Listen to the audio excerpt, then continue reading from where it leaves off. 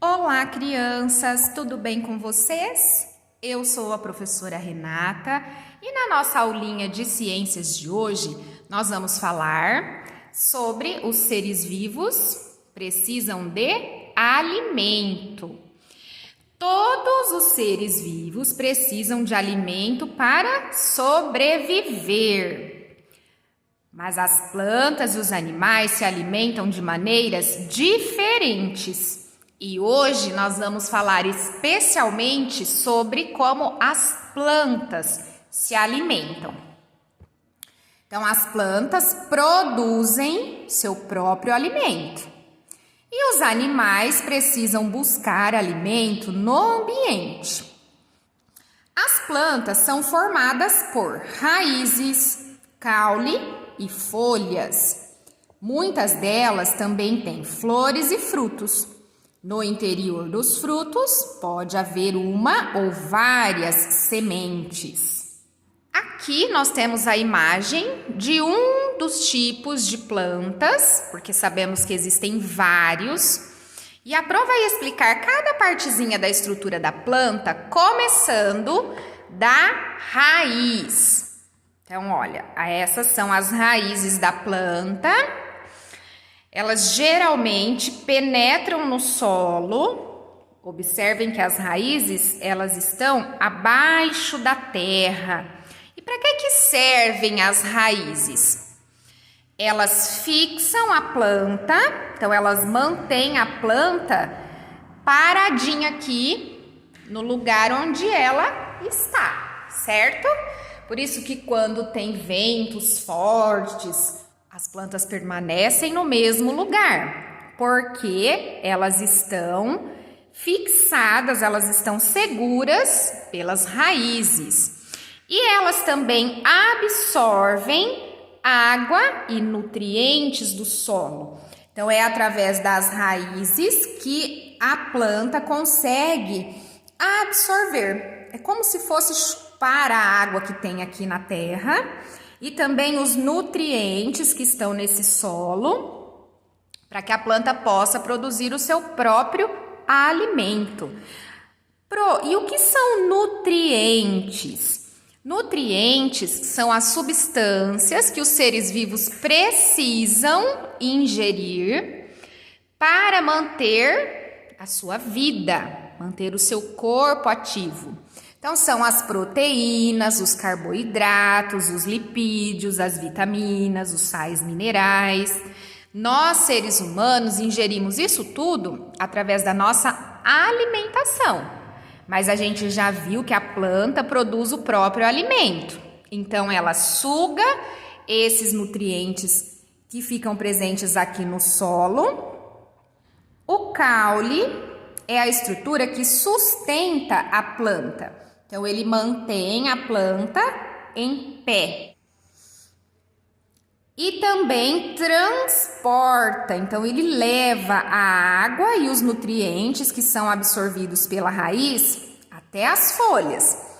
Essas substâncias são absorvidas pela raiz e aí sobe através do caule, que a gente também conhece como tronco, lá para as folhas, porque são as folhas, nós vamos ver depois, que produzem o alimento da planta. E depois de produzido esse alimento, ele é novamente transportado pelo caule para as outras partes da planta. Aí nós temos as folhas. Então, em geral, como eu já disse, é nas folhas que ocorre a produção de alimento da planta, sendo essa a sua principal função. Nós temos a flor. A maioria das plantas produz flores em alguma época. Nas flores estão os órgãos reprodutivos das plantas. Então, é das flores que se originam os frutos e as sementes. Como é que as plantas conseguem se reproduzir? Da flor tem origem o fruto. E os frutos abrigam e protegem as sementes da planta. Normalmente, essas sementes, elas ficam dentro dos frutos, Mas nós também temos frutos em que a semente fica do lado de fora. Por exemplo, o morango, o caju. Mas a grande maioria, a semente costuma ficar no interior, dentro do fruto, que protege essa semente. Os frutos podem ter muitas sementes, como o tomate, ou apenas uma, como a manga. E por que a semente é tão importante que precisa ser protegida? Como é que nascem novas plantas? Através das sementes. Então, as sementes podem ser espalhadas pelo vento ou transportadas por animais. Perceberam como todas as partes da planta são importantes? Vocês já pararam para pensar que grande parte dos alimentos que nós consumimos é de origem vegetal? Vamos observar aqui. Vamos circular com a Pro somente as folhas dessas imagens. O espinafre é composto só por folhas. E a cenoura também, olha, essa parte de cima são folhas. Normalmente a gente descarta as folhas da cenoura, as folhas do brócolis, do couve-flor. Mas vocês sabiam que a gente pode utilizar isso tudo na nossa alimentação? Que outras partes das plantas são mostradas aqui nessas imagens. Então, nós temos as folhas que nós já circulamos. Você sabia que a cenoura é uma raiz? Assim como a batata doce, a beterraba, a mandioca, o rabanete. Nós temos aqui o fruto do mamão e dentro dele as sementes. Que frutos mais nós comemos e que tem as sementes no interior, ó. A pimenta, por incrível que pareça, também é um fruto. Olha aqui, dentro dela as sementes. O pimentão é um fruto, o abacate, a abobrinha, o tomate, a laranja. E folhas? Quais folhas nós utilizamos na nossa alimentação, além do espinafre? A alface, a rúcula, couve, orégano, manjericão, repolho e flores. Você sabia que a gente também come flores? Sabe o que é flor que faz parte da nossa alimentação? O brócolis, couve-flor, hibisco, que a gente usa para fazer chá. E você sabia que a gente também consome o caule de alguns vegetais? A batata inglesa, a cana-de-açúcar e o gengibre também são caules. Escreva nos quadrinhos o nome de cada parte da planta. Depois explique a função de cada uma delas. Aqui, na cebolinha, ó, essa partezinha amarelinha é a raiz. E aqui na abobrinha, essa parte é o fruto. E essa partezinha aqui de dentro, que está bem protegidinha, são as sementes. Agora vamos relembrar comigo para que serve a raiz na planta. Não precisam escrever a resposta, tá?